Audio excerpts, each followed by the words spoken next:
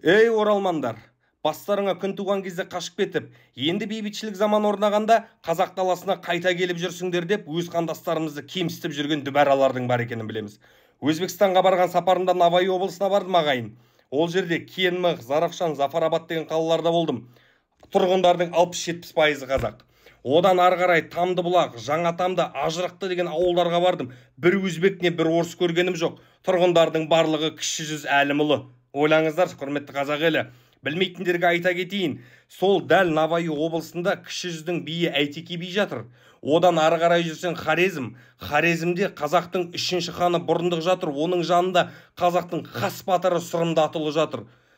Бертін келетін болсаң Ташкентте ұлы жүздің биі Төле би жатыр. Құрметті қазақ елі, бұл жерлердің барлығы қазақтікі болды өз заманда.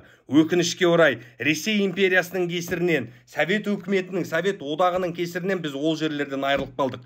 Ресейдің өзін алатын болсаң, Омбың мен Астраханың, оның жанында Орынбор тұр, қазақтың астанасы болған. Қазақтың жерлері өз заманындағы.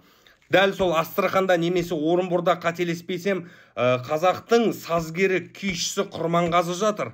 Одан бері қарай Қытайға өтетін болсаң, қазақтың хас батыры Оспан Батырды Алтай қазақтары хан етіп көтерген жерлер жатыр. Құрметті қазақ елі, Қытайдағы қазақтарының жартысы албандар мен наймандар, яғни кезінде ол жерлер қазақтың жері болған. Ал енді сендерге сұрақ, олар ол жерлерде қалып қойғанына кінәлі емес қой. Сауатсыздарға айта кетейін, құрметті қазақ елі, біз Ресейдің құрамына кіретін кезімізде әлем бойынша жер көлемінен 7-ші орын болдық. Шыққан кезде 9-ға түстік. 2 сатыға төмендеп қалу үшін қазақ халқы қаншама жерінен айырылды. Осыны неге ескермейсіңдер сендер?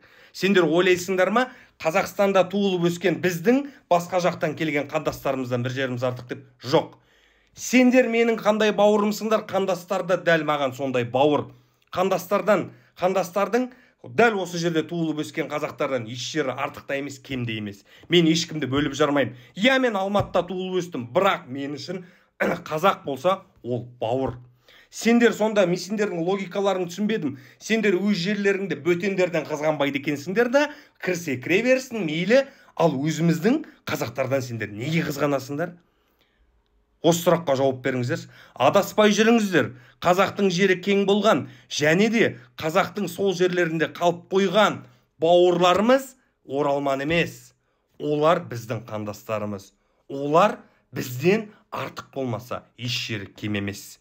Осыны естеріңізге сақтаңдар. Олай болмайды. Қазақ халқы бірігу керек. Ертең сол қандастардың қазаққа қандай пайдасы тиетінін сендер білсеңдер ғой. Аман болыңдар, бөлінбеңдер.